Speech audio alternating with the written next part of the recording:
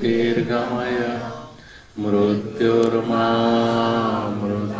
गमय मातृदेवो भव पितृदेवो भव आचार्यदेवो भव अतिथिदेवो भव सर्वं देवो भव चित्तस्य शुद्धये कर्म मातु वस्तु उपलब्धये वस्तु सिद्धिर्विचारेण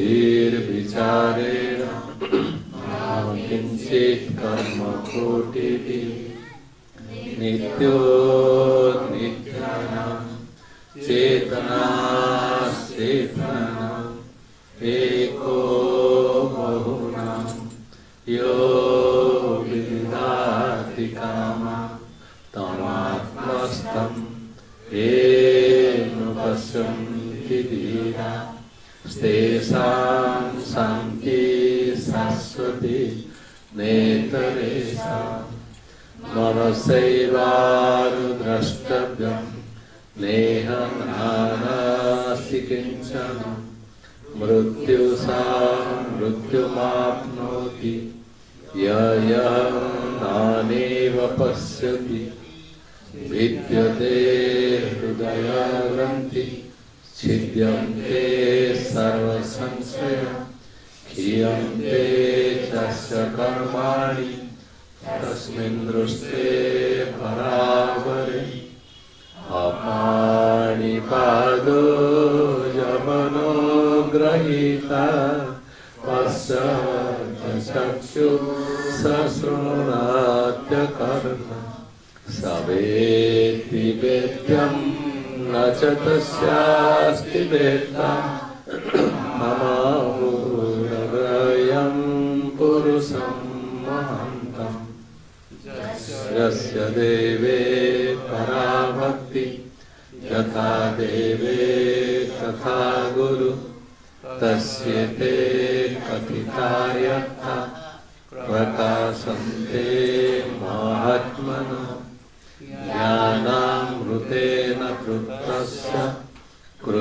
कृतस्य योगिनः नैवास्ति किञ्चित् कर्तव्यम् अस्ति चेतनसा तत्त्वभिः यचक्षुषा न पश्यति येन चक्षुंसि पश्यति तदेव ब्रह्मत्वं विद्धि नेदं यदिदम् उपासते। तो सतगुरु पर भरोसा कर तो सतगुरु पर तुझे रोना नहीं होगा तुझे रोना नहीं होगा भरोसा कर तो सतगुरु पर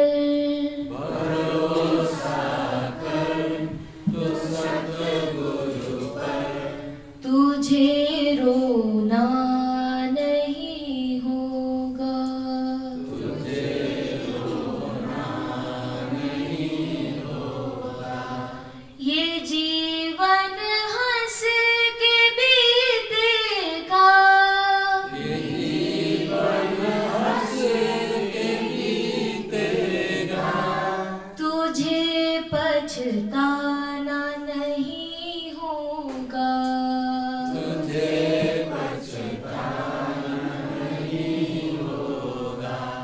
भरोसा कर तो सतगुरु पर भरोसा कर तो सतगुरु पर तुझे रोना नहीं होगा तुझे रोना नहीं होगा सुख दुखों को देखते रहना सुख दुख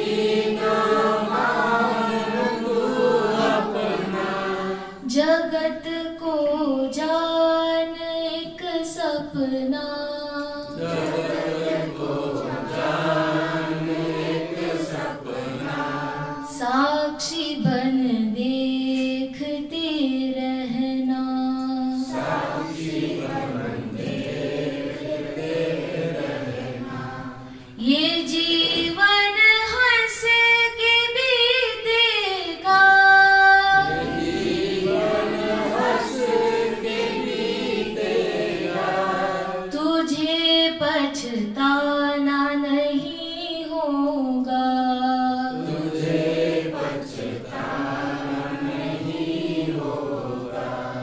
ना करता बन के कर कुछ भी, न करता बन के कर कुछ भी, ना पड़ तू मृत्यु के बंधन, न पड़ तो मृत्यु के बंधन, ना करता बन के कर कुछ भी, न करता बन के कर कुछ भी, ना पड़ तू मृत्यु के बंधन, न पड़ तो मृत्यु के बंधन। तू दृष्टा तीन देहों का, तू दृष्टा तीन देहों का, जिसे करते सभी वंदन, जिसे करते सभी बंधन।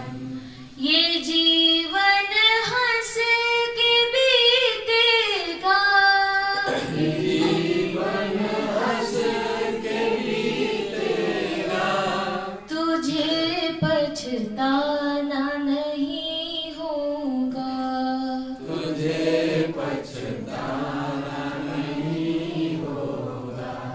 भरोसा कर तू सतगुरु पर, भरोसा कर तू सतगुरु पर, तुझे रोना नहीं होगा, तुझे रोना नहीं होगा।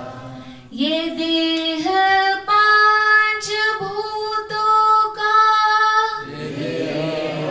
पांच भूतों का, नहीं कर इसमें तू ममता, नहीं कर इसमें ममता।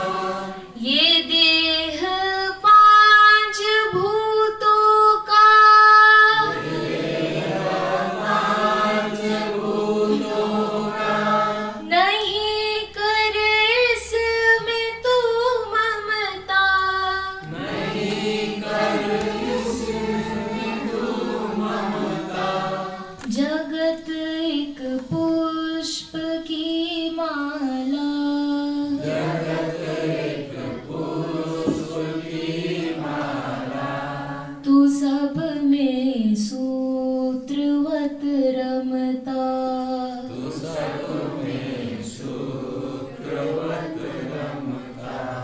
ये जीवन हंस के बीतेगा, ये जीवन हंस के बीतेगा, तुझे पछताना नहीं होगा, तुझे पछताना नहीं होगा। भरोसा कर तू सतगुरु पर, भरोसा कर तू सतगुरु पर, तुझे रोना नहीं होगा, तुझे रोना नहीं होगा। नहीं कुछ साथ लाया है, नहीं कुछ साथ लाया है, नहीं कुछ साथ जावेगा, नहीं कुछ साथ जावेगा, नहीं कुछ साथ लाया है, नहीं कुछ साथ लाया है, नहीं कुछ साथ जावेगा, नहीं कुछ साथ जावेगा। निरंजन गुरु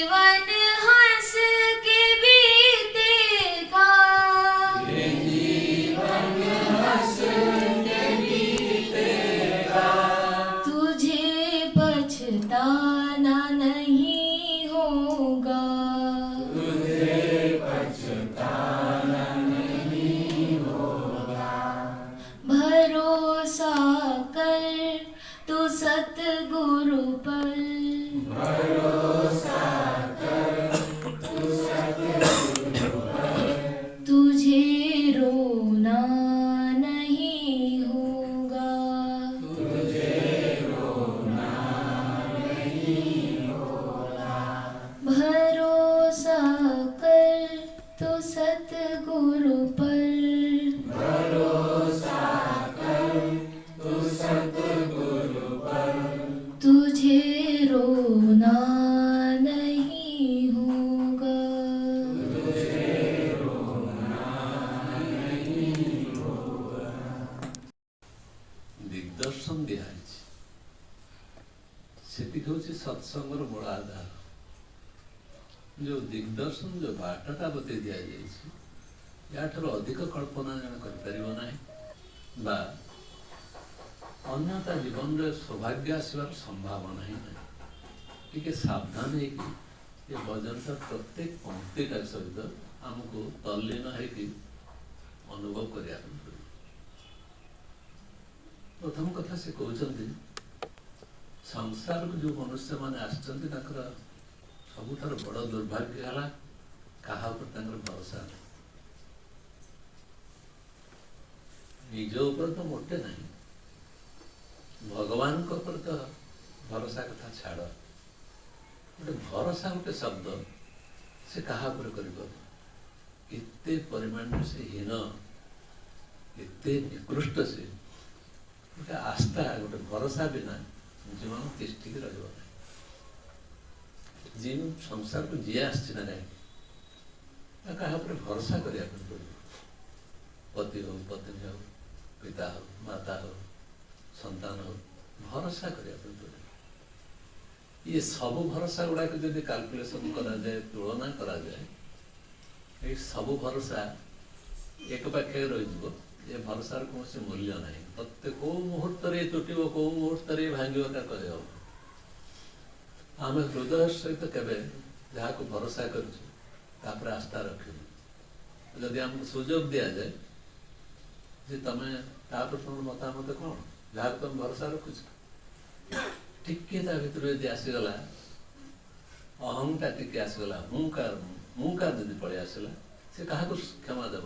पति ही था हाँ ये दोष तो भर्ती पत्नी ही था ये दोष तो भर्ती पिता ही था हाँ ताकर को सब भल गुण गुड़ा माता ही था को भल भरोसा सत्संगी भरोसा नहीं।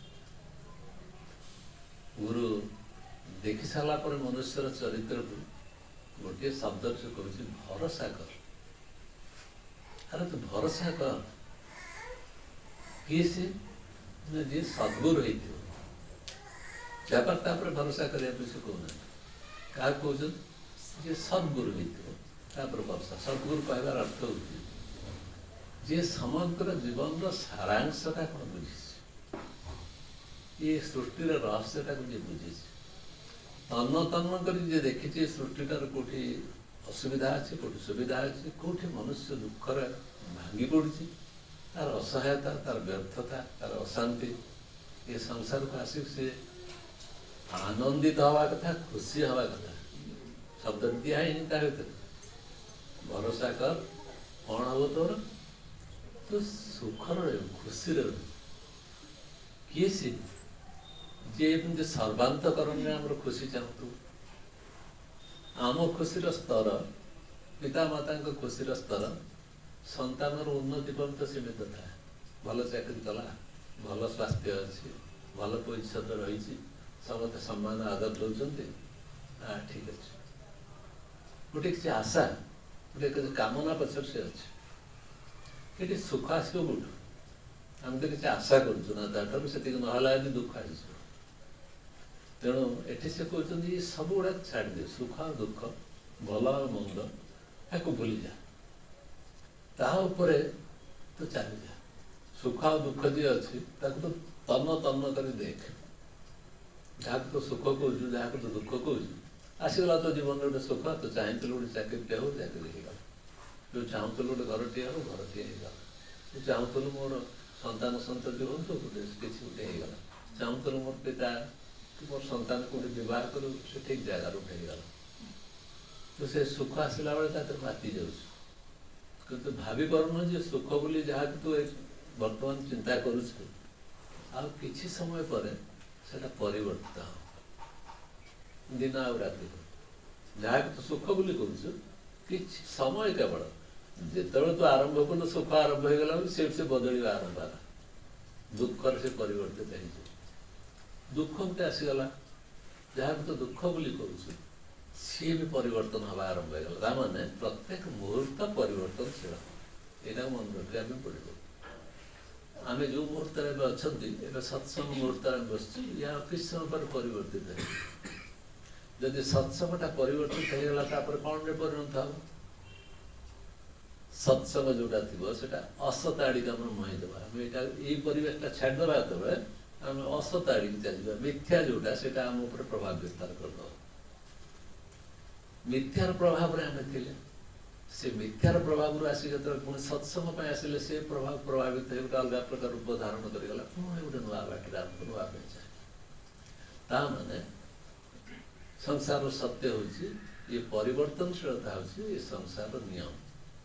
याक के रक्षा कर एकमात्र गुरु रक्षा कर गोटे शब्द कह कौन तू केवल साक्षी जहाँ घटना घटुची तो साक्षी के देख बदलुच देख प्रकृत आम भी आपको चिंता करवा दरकार। आम देखिले आम जीवन में जो परिवर्तन आसूची कि जाऊँगी कौन घटना घटुची प्रत्येक मुहूर्त आम सावधान देखिले कि केमती घटुची कि बदलुची कि परिवर्तित होउची देख यह हूँ आमर दृढ़ अभाव गोटे अच्छे। कौन से अभाव ना आमर सत्संग प्रति दृढ़ता नहीं। सत मान हूँ आत्मा आत्मा पर यदि संपूर्ण भाव में दृढ़ता था ये प्रतिबंधक गोटे मोटे प्रतिबंधक नुहे। जो बाधा विघ्न सब आमको साक्षी भाव रहा कहुँ ये सब किसी रहता जदि आम आत्मा को सर्वोच्च स्थान दे शिखी था सी ही सत सी ही अच्छी ता सहित संग करवा संपर्क रक्षा करवा सत्संग। आम आत्मा टी को भूली जाइए आ सब प्रकार क्रिया करी जी सद्गुरु सी आमको बारंबार चिमुट दे गोटे कथा कहु सावधान सावधान तो रह तू केवल क्या सत प्रति निष्ठा रख एवं सत उपर जो प्रतिष्ठित है जहाँ तुम गुरु बोली कौच से सद्गुरु को ग्रहण करने एवं तापर दृढ़ भरोसा कर। दृढ़ भरोसा दृढ़ता माने आत्मा पर भरोसा जहाँ सद्गुरु पर भरोसा से तो भीतर आत्मा अच्छे ना बिना आत्मा तुम कहीं तिष्ठे कि कहीं रहा ना सी जमी चिरंतन सत्य आपको प्रचार करुवा प्रकाश करुवा तारी माध्यम देके आमको बदलुवा जी महापुरुष अच्छा सी हूँ नमस्कार। ये तो भूल जा ये तो मन जीवनटा हसी हसी कटो ये आम विचार करवा आम कौन जीवनटा आम कांदी कांदी कटुच जीवनटा कौन कांदी कांदी कटुच पचार देखुन निज केते हसी हसी जीवनटा कटुच प्रत्येक मनीष को छुई की पचार हसी ऊपर बस जाना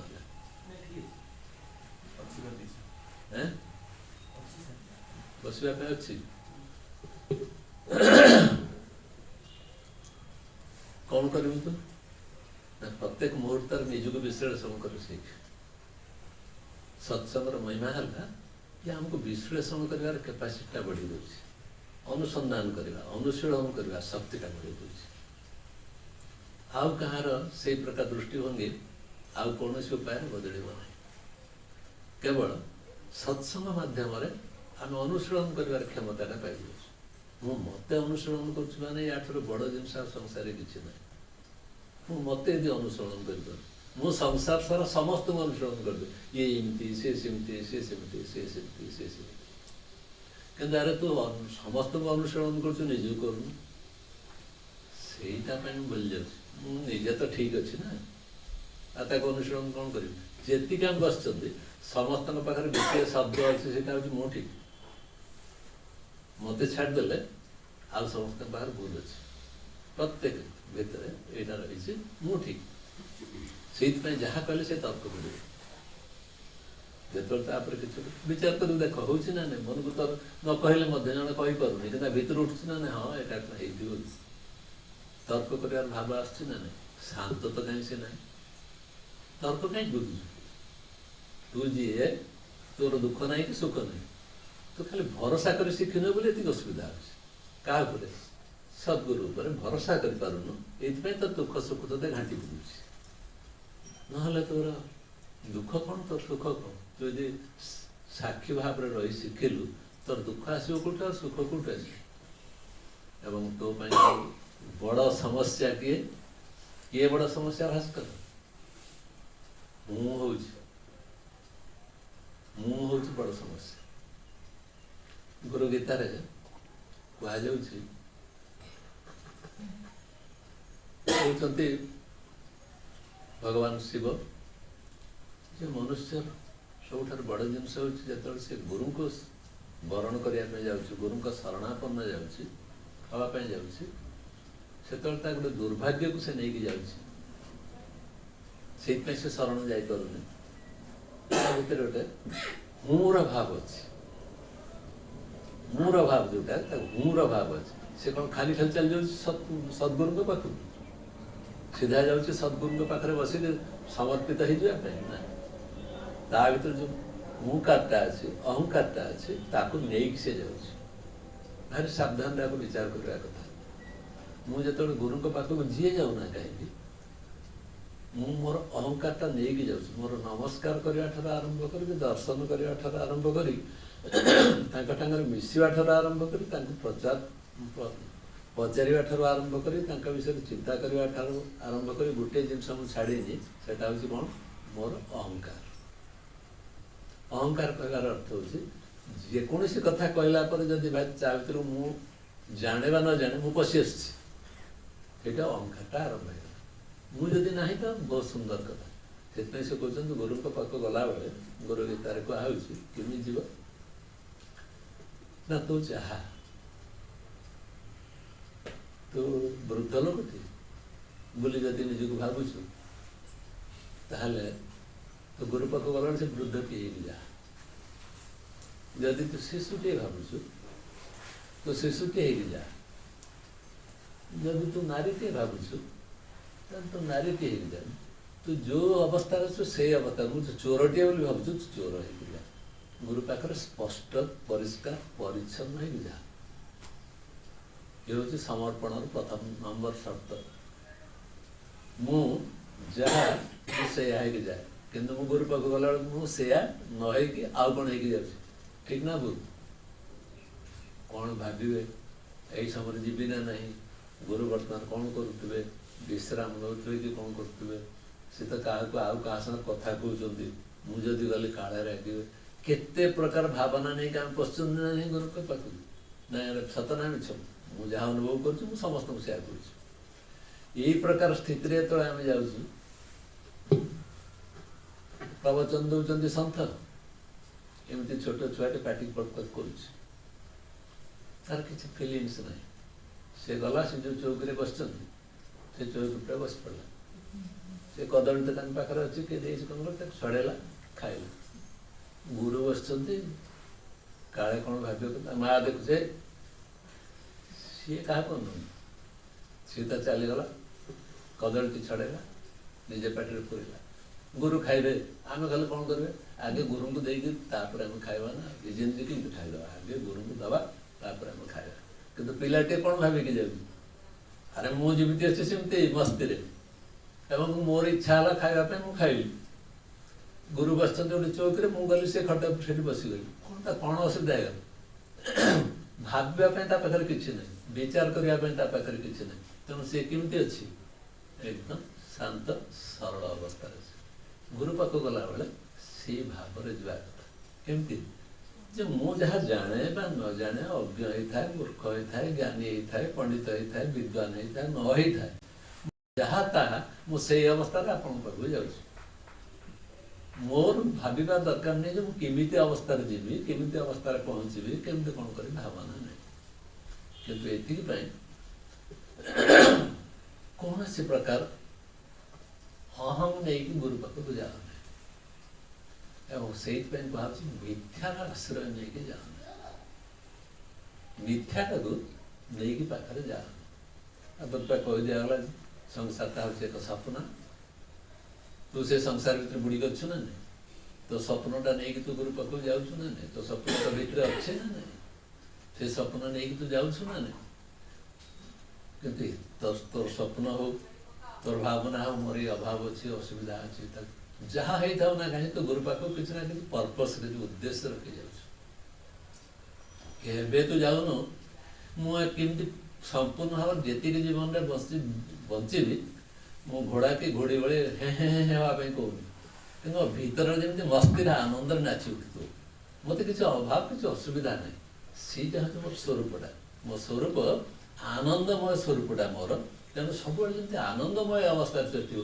आम समस्ते किसी ना कि भाराक्रांत अवस्था आनंद कहीं कौटी आनंद अच्छे तेणु से कहते तो सरल निष्पात हो आनंदटा पाइबू जदि तू मिथ्या कहलु गुरु पाखे ताल तू बड़ विपद पड़ धरा तो तू निश्चय पड़ कारण जो मिछ कहे सी कभी खसी जा पार ना बुझीपार ना बाबू मिछ कहूवा लोक सब बड़े कष्ट पाता टिकी कथार जी मिछ कहे सी कष्ट पाइबा बाध्य बुझीपार ना ये तो विचार करनी दर्पण देख मु मिछ कहूँ ना निज दर्पण देख देखे कह मु मिछ कहूँ ना तुम निज चेहराटा निजे पाइब ना ना मिछ कहूँ कि ना जी मिछ कहते व्यवस्था हो तू दंड पाइब जी सत कहीदेला कम एकाथर सरीगला सत तो 50 रकम कहीहबन ना सतटा गोटे थर कह तेणु जी सतत चलती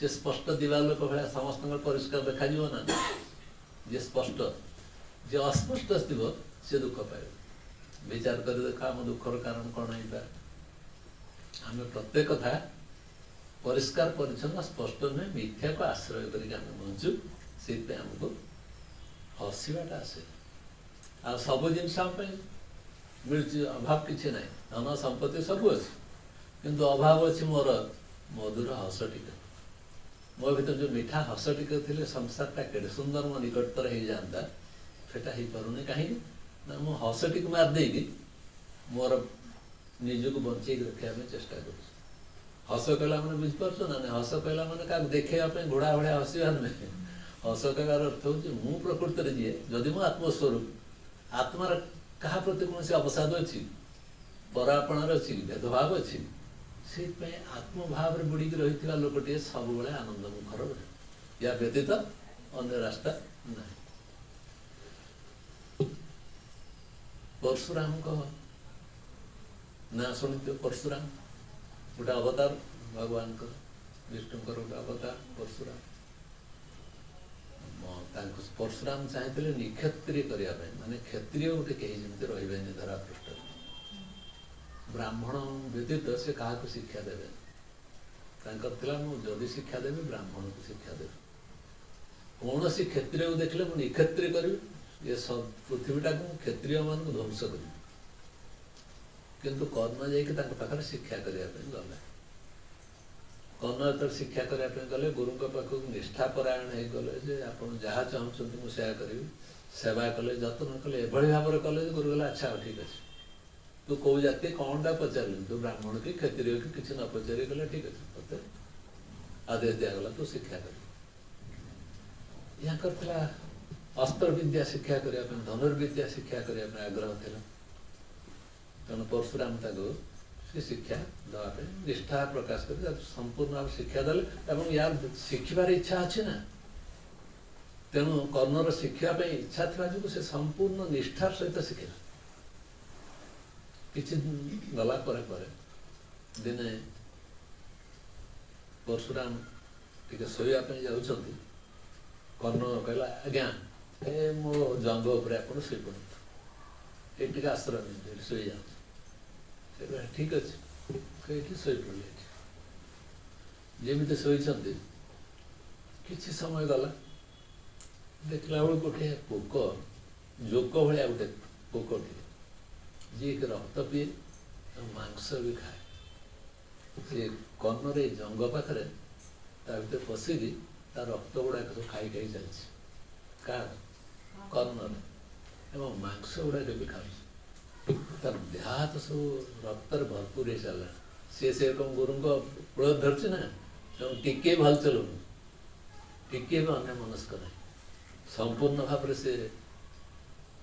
ସେଇଭଳି ଭାବରେ ଗୁରୁଙ୍କ ଯେମିତି ଡାକିଥିଲା ଯେ ଆପଣ ଟିକେ ଏଠି ଶୁଅନ୍ତୁ, ଠିକ୍ ସେମିତି ସେ ତାର ବ୍ୟବସ୍ଥା କରୁଛି। ଏଇ ସମୟରେ ପରଶୁରାମଙ୍କ ଆଖି ଟିକେ ଖୋଲିଗଲା, ଦେଖିଲା ବେଳକୁ କ'ଣ ୟାର ରକ୍ତ ଗୁଡ଼ାକ ଚାରିଆଡ଼େ ପଡ଼ିଛି, ପୁରା ରକ୍ତ ସବୁ। ପଚାରିଲେ ତୁ କିଏ? ତୁ କର୍ଣ୍ଣ ତୁ କିଏ? ତୁ କସ୍ମିନ୍ କାଳ ବ୍ରାହ୍ମଣ ନୁହେଁ, ତୁ ନିଶ୍ଚିତ ଭାବରେ କ୍ଷତ୍ରିୟ। ସେ କହିଲା ଆଜ୍ଞା ମୁଁ ଜାଣିନି। ତୁ ଜାଣ ନ ଜାଣ ତୁ ହଉଛୁ କ୍ଷତ୍ରିୟ, ତୁ ମିଥ୍ୟା କହିଛୁ, ତୁ ମୋତେ ମିଥ୍ୟା କହିଛୁ। ତୁ ବ୍ରାହ୍ମଣ ମୂଳରୁ କହିଦେବା ଦରକାର ଯେ ଗୁରୁ ପାଖକୁ ଆସିଲା ବେଳେ ମୁଁ କ'ଣ, ତୋର ପରିଚୟଟା ଦେଇକି ଆସିବା କଥା। ସେ ପରିଚୟ ତୁ ଦେଲୁନି, କିନ୍ତୁ ତୁ ଗୋଟେ ପୋକ ଆସିକି ତୋତେ ଖାଇକି ତୋର ମାଂସ ଖାଇଗଲାଣି, ତୋ ରକ୍ତ ଗୁଡ଼ାକ ବହି ବହି ଗଲାଣି। ଗୋଟେ ବ୍ରାହ୍ମଣ ବରଦାସ୍ତ କରିପାରିବନି, ଗୋଟେ କ୍ଷତ୍ରିୟର ସେ କ୍ଷମତା ଅଛି, ସେ ବରଦାସ୍ତ କରିବ। ତେଣୁ ତୁ କ୍ଷତ୍ରିୟ ନ ହେଇଥିଲେ ଏତେ ପ୍ରକାର କଷ୍ଟ ଆଉ ଯନ୍ତ୍ରଣାକୁ ସହିପାରିନଥାଉ। ତେଣୁ ତୋତେ ମୁଁ ଅଭିଶାପ ଦେଉଛି, ଯେଉଁ ବିଦ୍ୟାଟା ମୁଁ ତୋତେ ଶିକ୍ଷା ଦେଇଥିଲି, ଠିକ୍ ତୋତେ ଯେତେବେଳେ ଦରକାର ଆସିବ ସେତେବେଳେ ତାକୁ ବିସ୍ମରଣ ହେଇଯିବ, ଭୁଲିଯିବୁ ତାକୁ। ସେ ବିଦ୍ୟା, ଯେଉଁ ପାଠ ତୋତେ ପଢ଼େଇଥିଲି ସେ ପାଠ ତୋତେ ଭୁଲିଯିବୁ କେତେବେଳେ ନା, ଯେହେତୁ ତୁ ଲୁଚେଇଥିଲୁ, ମିଛ କହିଥିଲୁ। ସେ କହିବ ଆଜ୍ଞା ମୁଁ ମିଛ କହିନି, ମୋର ବାପା କିଏ ମୁଁ ଜାଣିନି, ମୋର ମା କିଏ ମୁଁ ଜାଣିନି। ମୁଁ ଖାଲି ପିଲାଟି ଦିନ ଜାଣିଛି ଅଧିରଥ, ଯିଏ ରଥ ଚଲାଏ ସିଏ ହେଉଛି ଆମ ବଂଶ ପରମ୍ପରା। ମୋର ବାପା ରଥ ଚଳାନ୍ତି ଏବଂ ସେ ରଥ ଚଳେଇଲେ ଆମ ଜୀବିକା ନିର୍ବାହ ହୁଏ। ମୁଁ ସେ ସାରଥୀର ପିଲାଟି, ମୁଁ ତାକୁ ଜାଣିଛି। ମା ବେଳେବେଳେ କହନ୍ତି ତୁ ଅନ୍ୟ କାହାର ପିଲା ବୋଲି, ମୁଁ ବିଶ୍ୱାସ ତା କରେନି। ମୁଁ ଜାଣେ ମୁଁ ସାରଥୀର ପିଲା। ତେଣୁ କେଉଁ ଜାତିରେ ମୁଁ ବ୍ରାହ୍ମଣ କି କ୍ଷତ୍ରିୟ କି ବୈଶ୍ୟ କି ଶୂଦ୍ର ମୁଁ କିଛି ଜାଣିନି। କର୍ଣ୍ଣର ଦୋଷ ଅଛି ନା ନାହିଁ? କର୍ଣ୍ଣର ଦୋଷ ଅଛି ନା ନାହିଁ? ଆମ ମୁଣ୍ଡ ହଲି ଯାଉଛି, ନାହିଁ କର୍ଣ୍ଣର ଦୋଷ ନାହିଁ। କିନ୍ତୁ ପରଶୁରାମ କ'ଣ ଦେଖାଗଲା? ମିଛ କହିଛୁ। ଗୁରୁଙ୍କ ପାଖକୁ ଆସିକି ମିଛ କହିବ, ୟାଠାରୁ ଅପରାଧ ଆଉ କିଛି ବଡ଼ ଅପରାଧ ନାହିଁ। ଯେହେତୁ ପରଶୁରାମ ମହାରାଗୀ, ମହାକ୍ରୋଧୀ, ତେଣୁ ସେ ସାଙ୍ଗେ ସାଙ୍ଗେ ତାକୁ ଅଭିଶାପ ଦେଇଦେଲେ। ନହେଲେ ଅନ୍ୟ କିଏ ଗୁରୁ ହେଇଥିଲେ ଏଇ ଅଭିଶାପ ସେ ଦେଇନଥାନ୍ତେ। କିନ୍ତୁ କର୍ଣ୍ଣର ପ୍ରକୃତରେ ଦୋଷ ନାହିଁ। ଆମେ ବିଚାର କଲାବେଳକୁ ବିଚାର ତା ଦୋଷ ନାହିଁ, ତାକୁ ନିର୍ଦ୍ଦୋଷ ସେ, କିନ୍ତୁ ତାକୁ ଦଣ୍ଡ ପାଇବା ପାଇଁ ହେଲା। ସେଇଥିପାଇଁ କୁହାଯାଏ, ଗୁରୁ ଗୀତା ତାକୁ କୁହାହେଉଛି, ଯେତେବେଳେ ତୁମେ ଗୁରୁଙ୍କ ପାଖକୁ ଯାଉଛ ସେତେବେଳେ ମିଥ୍ୟାର ଗୋଟେ ରୂପ ନେଇକି ଯାଅ। ମିଥ୍ୟାର ରୂପ ବୁଝିପାରୁଛ ନା ନାହିଁ? ଗୁରୁ ପାଖକୁ ଗଲାବେଳକୁ ମୁଁ କହୁଛି, ଶବ୍ଦଟା କହୁଛି ନିଷ୍ପାପ ହେଇକି ଯିବା କଥା। ମୁଁ ଯାହା ଯେମିତି ଛୋଟ ପିଲାଟି କଥା କହିଲି, ସେଇଭଳି ଅବସ୍ଥାରେ ମୁଁ ଯିବା କଥା। ମୁଁ କିନ୍ତୁ କିଛି ନା କିଛି ଭାବନା ନେଇକି ଯାଉଛି ନା ନାହିଁ? ଭାବନା ମାନେ ପାପ ଆସିଲା ନା ନାହିଁ? ତେଣୁ ନିଷ୍ପାପ ଅବସ୍ଥାରେ ମୁଁ ଯାଉଛି। ମୋ ଭିତରେ କିଛିଟା କିଛି ଦ୍ୱନ୍ଦ୍ୱ ଅଛି ନା ନାହିଁ? କିଛି ନା କିଛି ସଂକୀର୍ଣ୍ଣତା ଅଛି ନା ନାହିଁ? କିଛି ନା କିଛି ଅହଂ ଅଛି ନା ନାହିଁ? ତେଣୁ ଗୁରୁ ପାଖକୁ ଗଲାବେଳକୁ ମୁଁ ମୋର ଅହଂଟି ନେଇକି ଯାଉଛି। ଆଉ ଗୁରୁ ହେଉଛି ଏମିତି ଗୋଟେ ଇନଷ୍ଟ୍ରୁମେଣ୍ଟ ଯେ ତମେ ଯେମିତି ଅବସ୍ଥାରେ ଯାଅ ନା କାହିଁକି, ତା ଭିତରେ ତମ ଅହଂକାରଟା ଆଗରେ ପ୍ରତିଫଳିତ ହେବ। ଗୁରୁ ଭିତରେ ପ୍ରଥମେ ତମ ପାଖରେ ଅହଂଟା କୋଉଠି ରହିଛି, ସେଇଟା ହିଁ ଗୁରୁକୁ ପ୍ରଥମେ ଦେଖାଯିବ। କାରଣ ଗୁରୁ ହେଉଛି ସେଇଭଳି ଗୋଟେ ବୈଦ୍ୟ, ସେଇଭଳି ଗୋଟେ ଡାକ୍ତର। ସେ ଏଇ ରୋଗକୁ ଭଲ କରିବା ହେଲା ତାର କାମ। ଯେଉଁ ରୋଗ ଯୋଗୁଁ ଏ ପୃଥିବୀରେ ପ୍ରତ୍ୟେକ ପ୍ରାଣୀ ଦୁଃଖୀ ହୁଏ, ପ୍ରତ୍ୟେକ ପ୍ରାଣୀର ଦୁଃଖର କାରଣ ହେଉଛି ତାର ଅହଂକାର, ମୋର ଭାବ।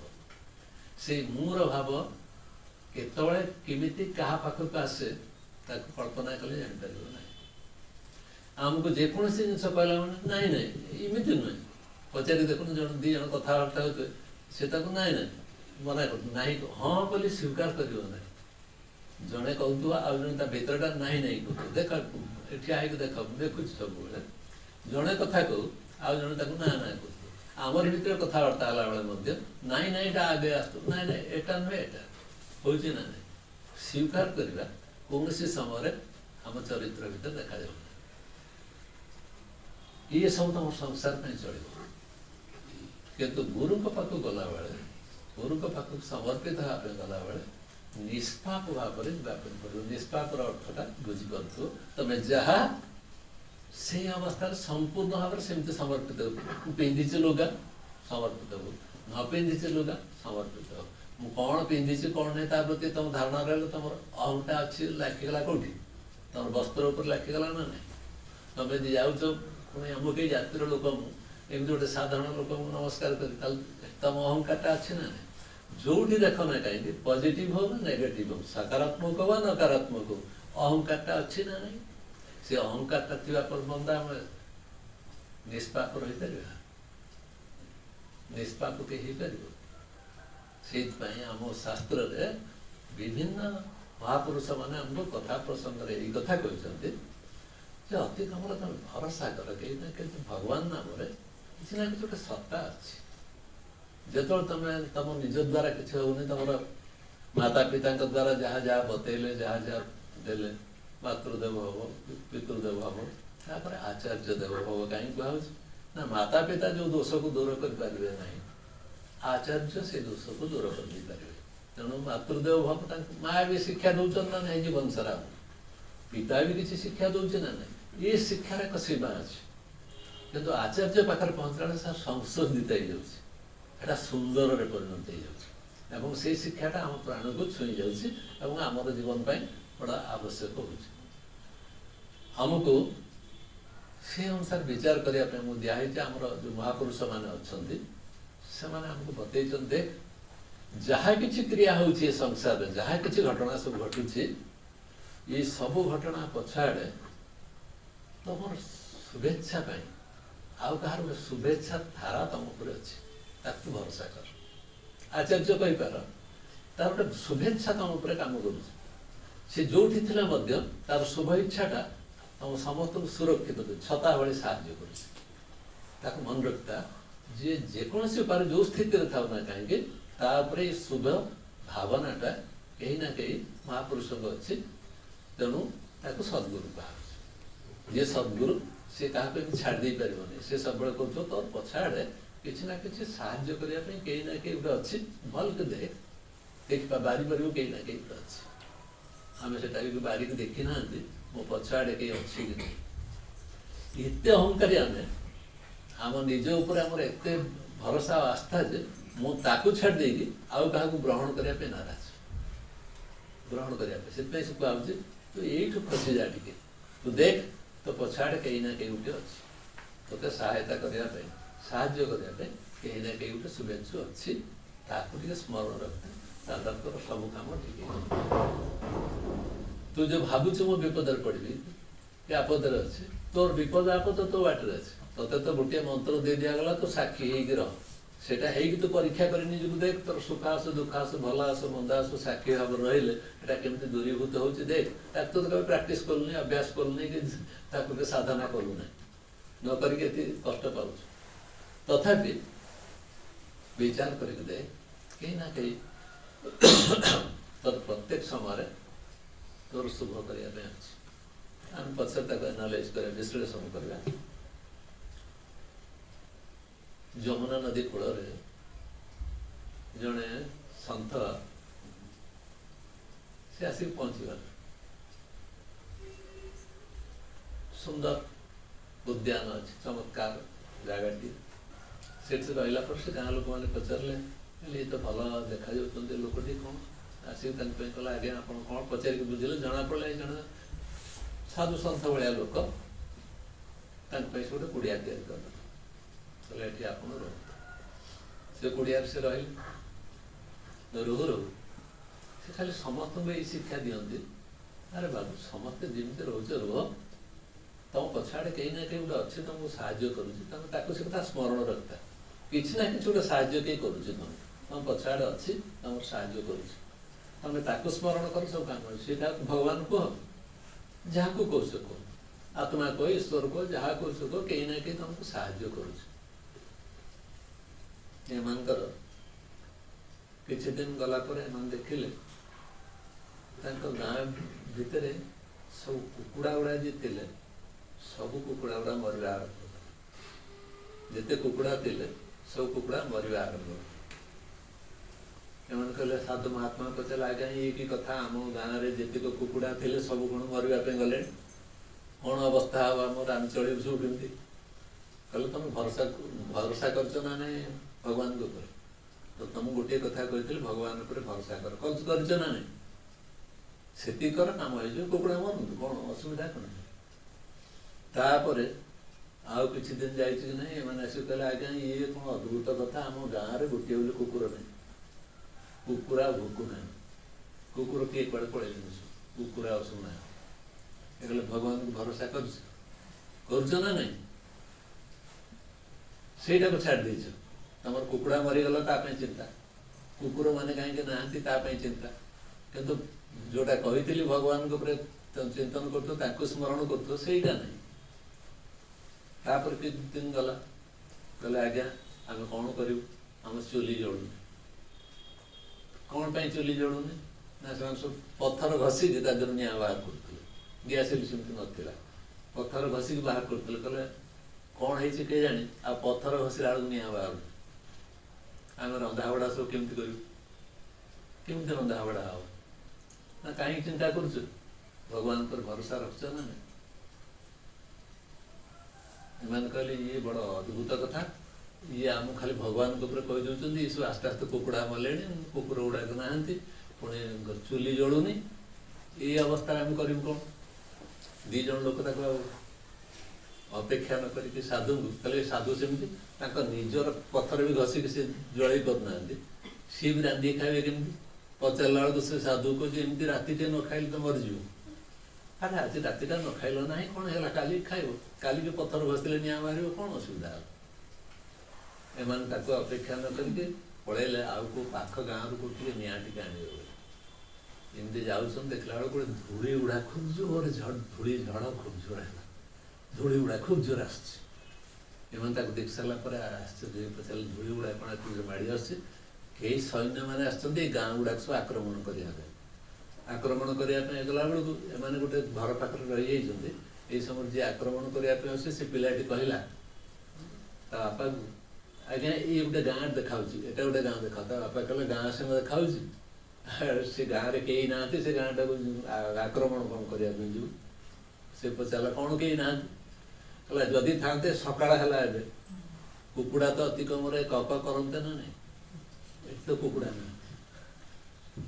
जदि ना कुकुर गुड़ा तो अति कम आम आक्रमण करने भूकंदे ना नहीं ये तो कुकुर भी सबुनि कुकुर जो गाँव में ना जो गाँव में कुकुड़ा ना से गाँव लोक कौट थे आक्रमण क्या करवा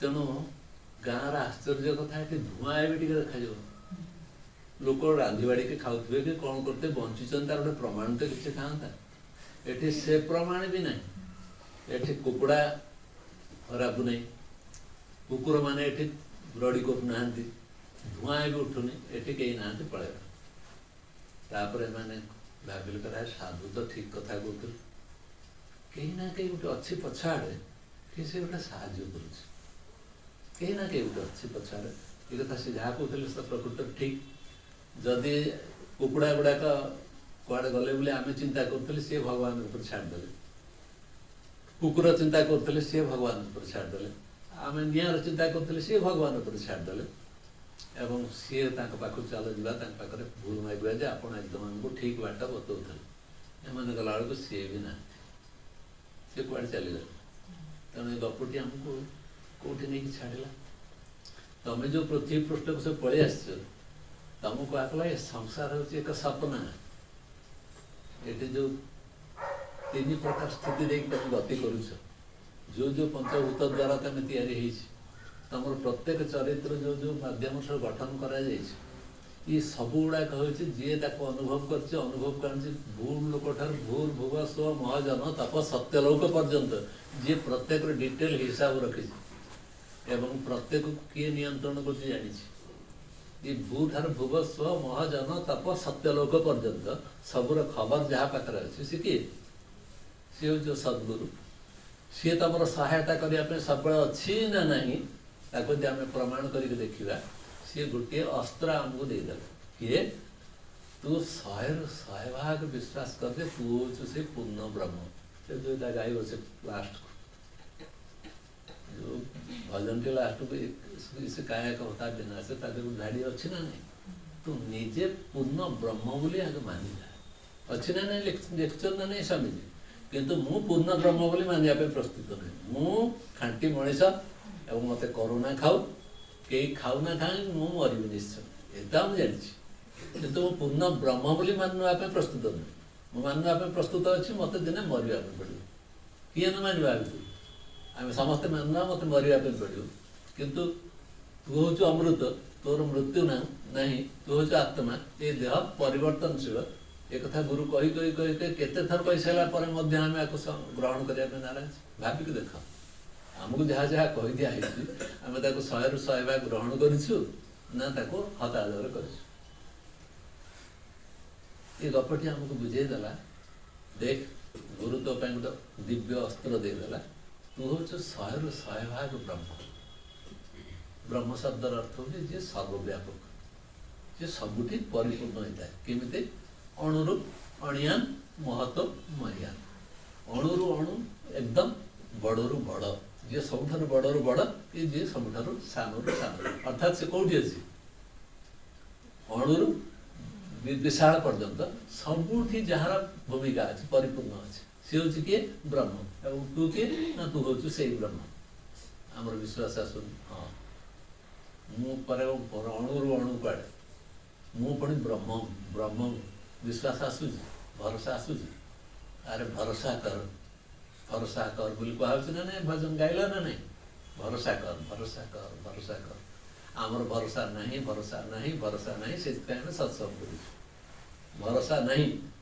भरोसा आसवाई कहुच कि आम भरोसा न आ तू सुखर हसबू केमी तू आनंद रही गुरु विचार करुचे तो मुहर देखा चाहूँ हस तो भितर आनंद टा देखा चाहूँ तेणु गुरु कहला तू हूँ से 100 ରୁ 100 भाग 1000 ରୁ 1000 भाग कोटी ରୁ कोटी भाग ब्रह्म बा आत्मा बा चैतन्य सत्ता ये कथा कही सारापर जिते तू जो अवस्था था ना कहीं जदि तो भितर ये विचार आसूँ से चैतन्य आत्मा ता व्यतीत कि ना तोते से रक्षा कर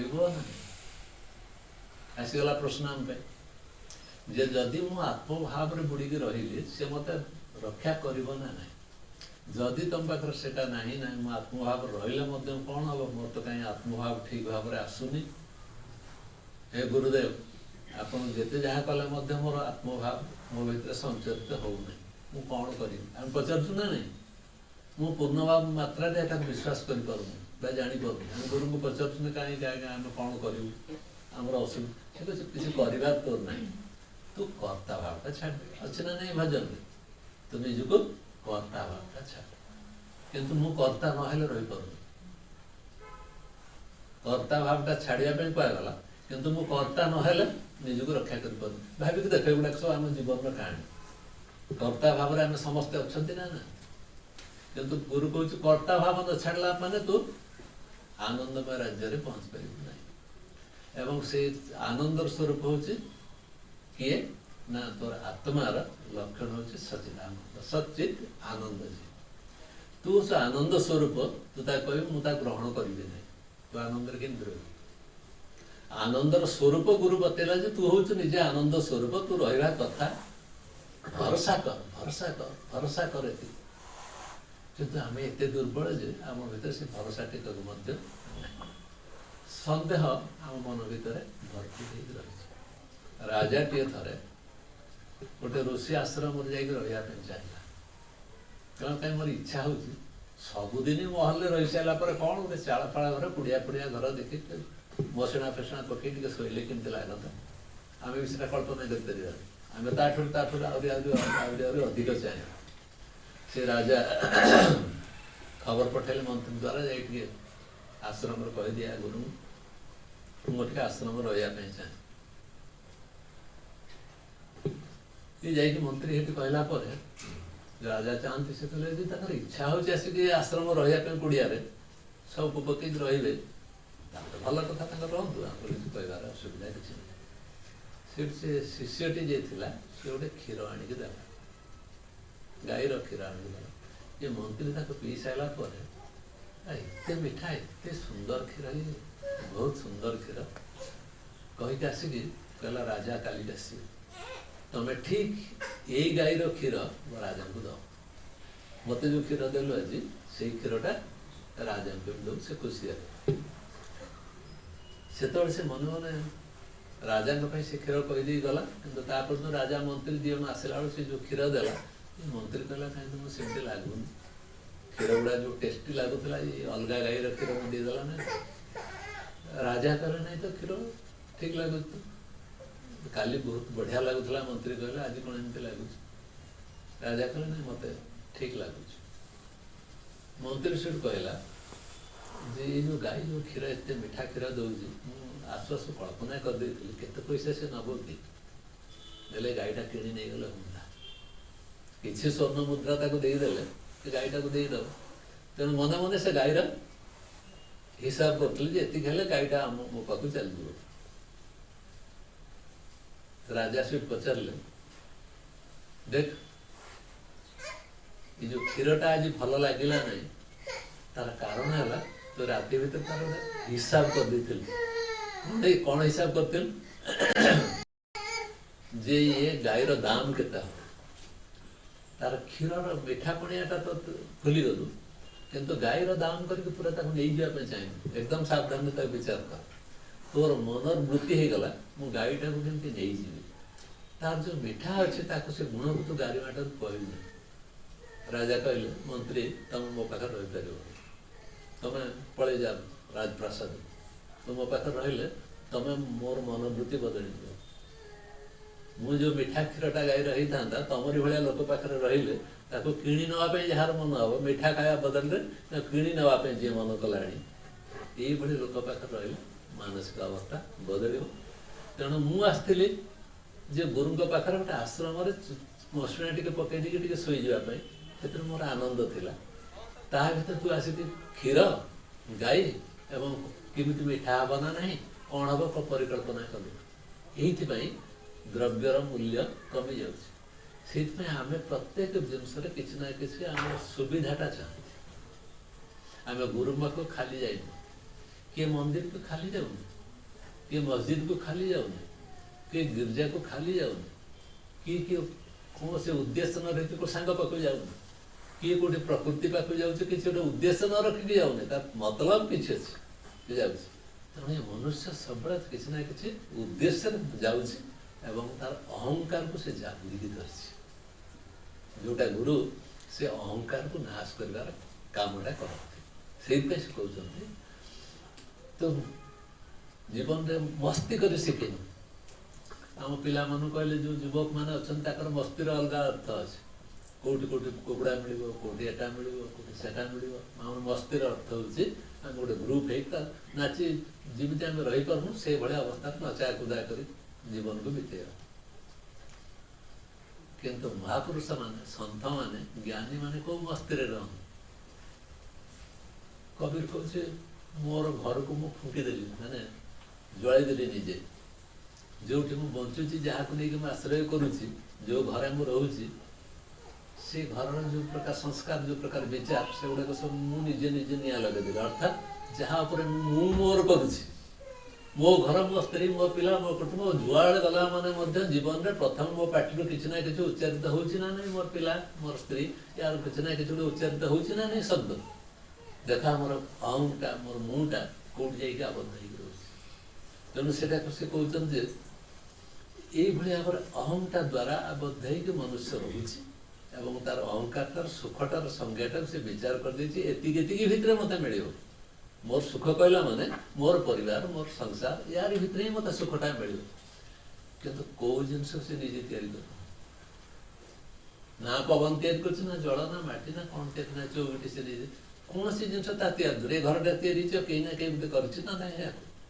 खटटा तैयारी तो कहीं करना ना ये प्रत्येक जिनस क्या द्वारा एवं कहीं ना कहीं कर मोर मालिकाना जाहिर कर मोरटा जाहिर कर ये हूँ सब दुखदायक कथा किंतु गुरु कौन कर से विचार लक्षण आम बदल देगी मुझे ताठर अलग यहाँ प्रमाणित कर ना ना आम जीवन में मुझे नुहे ମୁଁ ଏୟା ନୁହେଁ, ମୁଁ ଏୟା ନୁହେଁ, ମୁଁ ଏୟା ନୁହେଁ, ମୁଁ ଏୟା ନୁହେଁ, ମୁଁ ଏୟା ନୁହେଁ, ତୁ କ'ଣ? ନା ମୁଁ ହେଉଛି ଦ୍ରଷ୍ଟା ସାକ୍ଷୀ ଆତ୍ମା। ୟା ନୁହେଁ, ୟା ନୁହେଁ, ୟା ନୁହେଁ କହିକି ଆମକୁ କୋଉଠି ଆଣିକି ପହଞ୍ଚି ଦିଆଗଲା? ମୋତେ ଦ୍ରଷ୍ଟା ସାକ୍ଷୀ ଉପରେ ଆଣିକି ପହଞ୍ଚି ଦିଆଯାଉଛି। ତେଣୁ ଗୁରୁ କହୁଛି ଯଦି ସେଇଟାର ତାର ଚାବିକାଠିଟା ସେଇଠି ନଥାନ୍ତା, ନ ଖୋଲିଥାନ୍ତା, ସଂସାର ଦୁଃଖର ଚାବି ଖୋଲିବା ପାଇଁ ହେଲେ, ସୁଖ ଆଣିବା ପାଇଁ ହେଲେ ମୁଁ ଦ୍ରଷ୍ଟା ସାକ୍ଷୀ ସ୍ଥିତିରେ ନ ରହିଲେ ସୁଖ ତୁ ପାଇବୁ ନାହିଁ। ଯଦି ଏଇ ମନ୍ତ୍ରଟା, ଏଇ ବିଦ୍ୟାଟା ମୁଁ ଜାଣିନଥାନ୍ତି, ତତେ କାହିଁକି ସେ ବିଦ୍ୟାଟା ଦେଲି? ଏବଂ ଯଦି ମୁଁ ରହିନଥାନ୍ତି ମସ୍ତିରେ, ମସ୍ତି କ'ଣ ଯଦି ମୁଁ ଜାଣିନଥାନ୍ତି, ତତେ ମସ୍ତିର ଭାଷ୍ୟ କାହିଁକି କରେଇଲି? ଯେ ତୁ ଏଇଭଳି ଅବସ୍ଥାରେ ରହ, ତୁ ଖୁସିରେ ରହ, ସୁଖ ଦୁଃଖ ତୋର ନୁହେଁ, ତୁ ହେଉଛୁ ତାର ସାକ୍ଷୀ। ଏବଂ ସେଇ ଅନୁସାରେ ସେ ବୁଝେଇ ଆମ ଜୀବନକୁ ଏକ ସୁନ୍ଦର ପାତ୍ରରେ ପରିଣତ କରିପାରିବ। ଏବଂ ସେଇଥିପାଇଁ କହୁଛନ୍ତି ତୋର ଆଶ୍ରୟ, ତୋର ସୁରକ୍ଷା ଦେବା ପାଇଁ ମଧ୍ୟ ମୁଁ ଅଛି। ଯେତେବେଳେ ତୁ ଆତ୍ମଭାବରେ ଯୋଉ ମୁହୂର୍ତ୍ତରେ ବୁଡ଼ିଯିବୁ, ଯୋଉ ସମୟ ତୁ ବିଚାର କରିନେଇ ପାରିବୁ ଯେ ମୁଁ ହେଉଛି ଆତ୍ମା, ମୁଁ ହେଉଛି ଚୈତନ୍ୟ ସତ୍ତା, ସେଇ ସମୟରେ ସୁଖ ତୋ ପାଖକୁ ଧୀରେ ଧୀରେ ଆସି ପହଞ୍ଚିବ। ୟା ବ୍ୟତୀତ ତୁ ଆତ୍ମାକୁ ଛାଡ଼ି ଦେଇକି ଅନାତ୍ମାକାର ବୃତ୍ତିରେ ଯେତେ ରହିବୁ, ଆତ୍ମା ନୁହେଁ ମୁଁ ଦେହ, ମୁଁ ମନ, ମୁଁ ବୁଦ୍ଧି, ମୁଁ ଚିତ୍ତ, ମୁଁ ଅହଙ୍କାର, ଇଏ ସବୁ ହିଁ ତୋତେ ମୃତ୍ୟୁଶାଳାକୁ ନେଇଯିବ। ତୋ ଜୀବନରେ ଏମାନେ ସବୁ ବାଧକ ହେବ। ତେଣୁ ତୁ ସବୁବେଳେ କ'ଣ କରିବୁ? ନା ସବୁବେଳେ ତୁ ଚୈତନ୍ୟ ଆତ୍ମା ଆଡ଼ିକି ପ୍ରତିଷ୍ଠିତ ହବୁ। ଏଇଟା ବିନା ଗୁରୁରେ କେମିତି ହେଇପାରିବ? ସେଇଥିପାଇଁ ଭଜନ ଗାନ କରାଗଲା, ତୁ ଭରସା କର। ଯେଉଁ ଅଭାବଟା ତୋ ପାଖରେ ରହୁଛି, ତୁ ଭରସା କର। ଗୁରୁ ନାମରେ ଯାହାକୁ ବରଣ କରିନେଇଛ, ତାକୁ ଗୋଟେ ରକ୍ତ ମାଂସର ଶରୀର 5 ଫୁଟ 6 ଇଞ୍ଚ 6 ଫୁଟ 4 ଇଞ୍ଚ ବିଚାର କର। କେତେ ବୟସ୍କ ହେଲାଣି, ବୁଢ଼ା ନା ହେଲେଣି, କୋଉ ଜାତିରେ ଜନ୍ମ ହେଲେ, ତାଙ୍କ ଘର କୋଉଠି, ଯାହାକୁ ପଚାର କୋଉଠି ଆପଣଙ୍କର ଗୁରୁଙ୍କ ଘର? ତୁ ଘରରୁ କ'ଣ ପାଇବୁ? ତାଙ୍କ ଘରେ କିଏ ସବୁ ଥିଲେ? ସେ ଗରିବ ଘର ନା ଧନୀ ଘର? ସେଇ ପ୍ରଶ୍ନରେ ପଚାରିକି ଆମ ଲୋକମାନେ ବଡ଼ ଜ୍ଞାନୀ ହିସାବରେ ପ୍ରଶ୍ନ ପଚାରିଲା ବେଳେ ଲାଗେ। କିନ୍ତୁ ଏମାନେ ଯେ ହେଉଛନ୍ତି ମୂର୍ଖ, ଏମାନେ ହେଉଛନ୍ତି, ଏମାନଙ୍କ ଜୀବନରେ ବିକାଶର ସମ୍ଭାବନା ନାହିଁ। ଏମାନେ ସବୁ କର୍ତ୍ତା ଭାବରେ ବୁଡ଼ିକି ରହିଛନ୍ତି। ଖାଲି ଘର ଦ୍ୱାର, ତାର ବଂଶ ପରମ୍ପରା, ମର୍ଯ୍ୟାଦା, କୋଉ ଜାତି, କୋଉ ବର୍ଣ୍ଣ, କୋଉ ଗୋତ୍ର, ତୁ କ'ଣ କରୁଛୁ, କ'ଣ ନାହିଁ, ଏଥିରେ ପଚାରିଲେ ସବୁ କୋଉଠି ମୁଁ କେତେ ଟଙ୍କା ଦାନ କରୁଛି? ମୁଁ 2 ଲକ୍ଷ ଟଙ୍କା ଦାନ କରୁଛି। 2 ଲକ୍ଷ? ହଁ, ଠିକ୍ ଠିକ୍। ଆମେ ତାକୁ ଏଷ୍ଟିମେଟ୍ କରୁଛୁ। ତା ଭିତରେ ଥିବା ଗୁଣ, ତା ଭିତରେ ଚରିତ୍ର, ତା ଭିତରେ ଥିବା ମହାନତା, ସେଟା ଆମକୁ ଦେଖାଯାଉନି। ତା ଭିତରେ ଯେଉଁ ହୀରାଖଣ୍ଡ ଭଳିଆ ଆତ୍ମା ଟିକକ ଅଛି, ସେ ଆତ୍ମାଟି ଆମକୁ ସ୍ପଷ୍ଟ ଦେଖାଯାଉନି। ଆରେ ମୋ ଆଖି ଆଗରେ ଯିଏ ବସିଛି, ସେ ମୋ ଠାରୁ ଭିନ୍ନ ନୁହେଁ। କୋଉ ଦୃଷ୍ଟିରୁ? ଆତ୍ମା ଚୈତନ୍ୟ ଦୃଷ୍ଟିରୁ। ଏଇଟା ମୁଁ କରିପାରୁନି। ମୁଁ ବିଚାର କରୁଛି ସେ କେତେ ଉଞ୍ଚା, କେତେ ବଡ଼, କ'ଣ ଚାକିରି କରୁଛି, କି ପ୍ରକାର ଅବସ୍ଥାରେ ରହିଛି, ଇଏ ହେଉଛି ଆମ ବିଚାର। ଗୁରୁ କହୁଛି ବିଚାର ଓଲଟେଇକି ଆମକୁ ଆଣିକି କହୁଛି ତୋତେ ଭରସା କରିବା ପାଇଁ ପଡ଼ିବ। ସାରା ଜୀବନରେ ତୁ 100ରୁ 100 ଭାଗ ଭରସା କର, ମୁଁ ହେଉଛି ପୂର୍ଣ୍ଣ ବ୍ରହ୍ମ, ୟା ବ୍ୟତୀତ ଅନ୍ୟ କିଛି ନୁହେଁ। କାରଣ ବ୍ରହ୍ମସତ୍ତା ବ୍ୟତୀତ ଆଉ ଜଗତରେ କିଛି ବୋଲି କିଛି ନାହିଁ। ଯାହା ତୁ ଦେଖୁଛୁ ସେ ସେଇ ବ୍ରହ୍ମସତ୍ତା କେବଳ।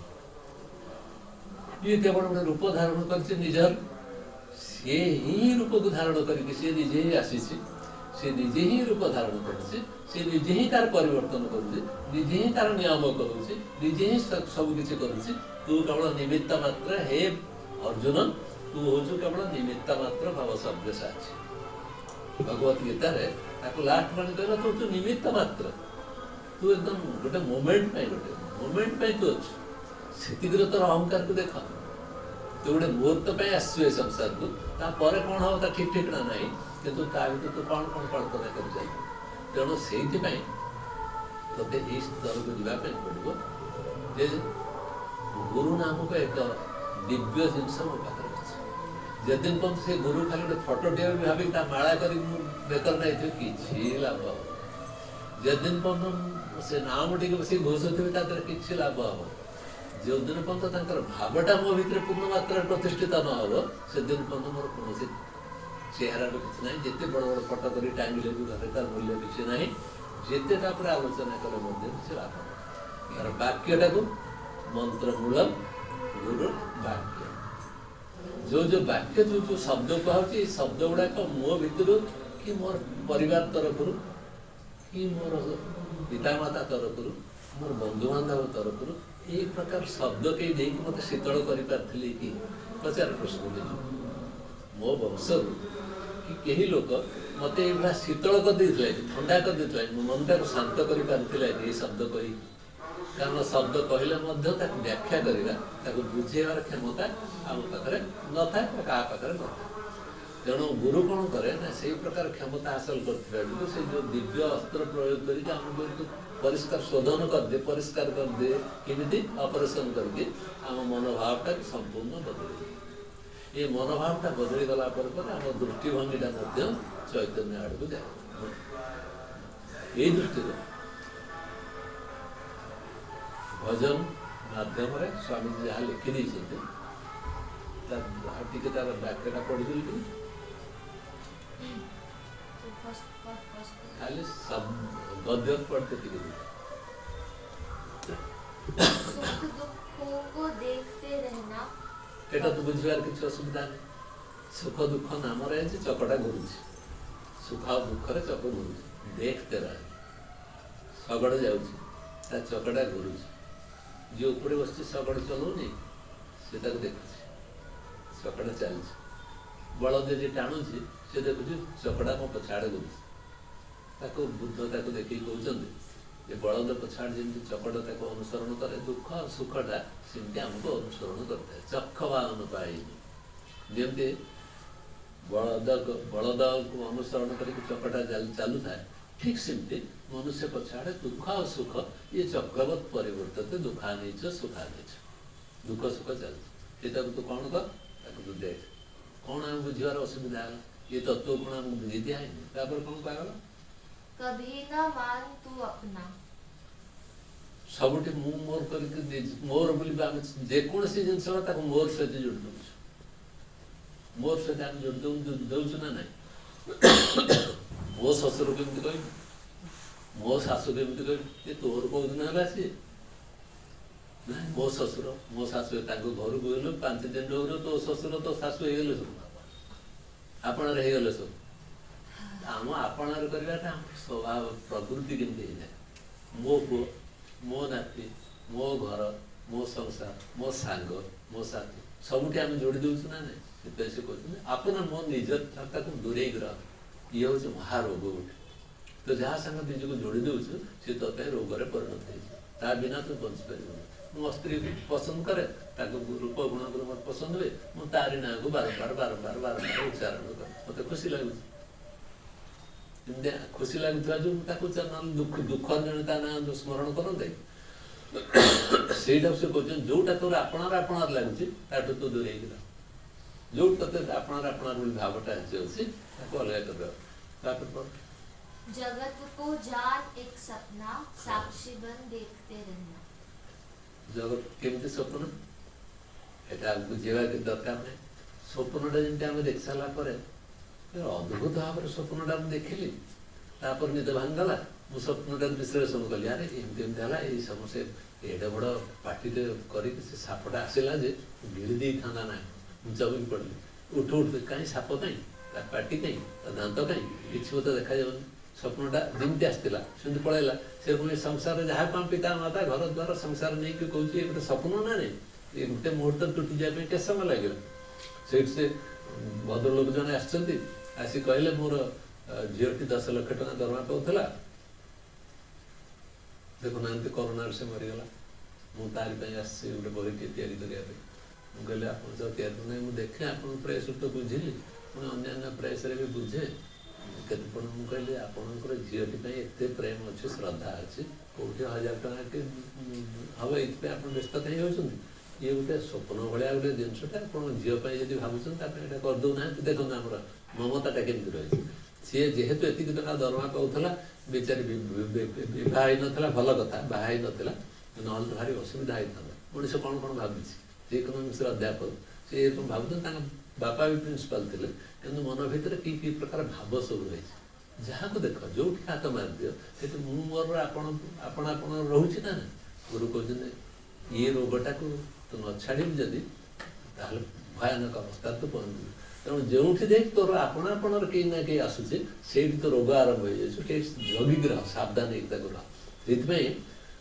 आपण एवं सब विचार करना ना जे ये संसार का छोटे स्वप्न भाई स्वप्न ताकू देख स्वप्न भांगी गले जमी सब चूरमार किसी रोने से रकम तू जहाँ को तो पाखर बस देखु झील था 10 लाख टका दरमा पाला हिसाब था आज से ना एक शून्य अवस्था भैक्यूमटे या फांकाटा से भाई अवस्था समस्त या तेणु या प्रति सचेतन तेणु मोटामोटी भाव में प्रार्थना कराई तो जहाँ कर किंतु भरोसा कर क्या सद्गुरु कर कहीं तोर जन्म जातक ता पाखे अच्छी तू केमी जन्म हो कुआड़े जीवु कौन कौन करू कौन नहीं सब डिटेल विवरणी ता पाखे रहा भाया रही कहीं ना या व्यतीत अन्य हबार किसी ना जी शरीर आसी पंचभूतर या से जीव यहाँ को आम शुणी कथार कथार समस्त बुझे दूसु सी उपलब्धि कर जीवन में प्रतिपालन कर तेणु कहुई जहाँ गुरु वाक्य कहु जीवन पालन कर शिख प्रतिपालन कर जाक अनुभव कर शिख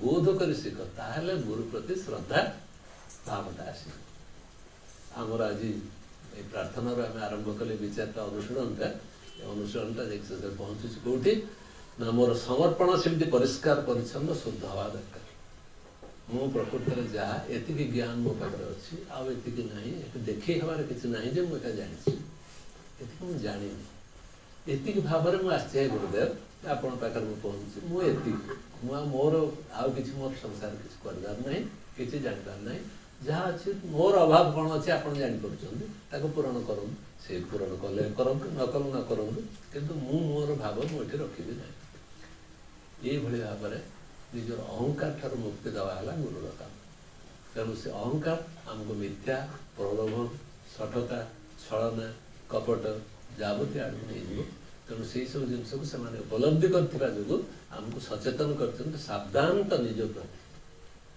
तू निज प्रति सचेतन रह तू किए पुणी निज प्रति सचेतन रह तू जो आउ कौन भाविक निजक विचार कर प्रति सचेतन रह ये हूँ तो जीवन सारांश या यदि तू पालन कर पार्लु जीवनटा मधुर हो शांति पाठ कर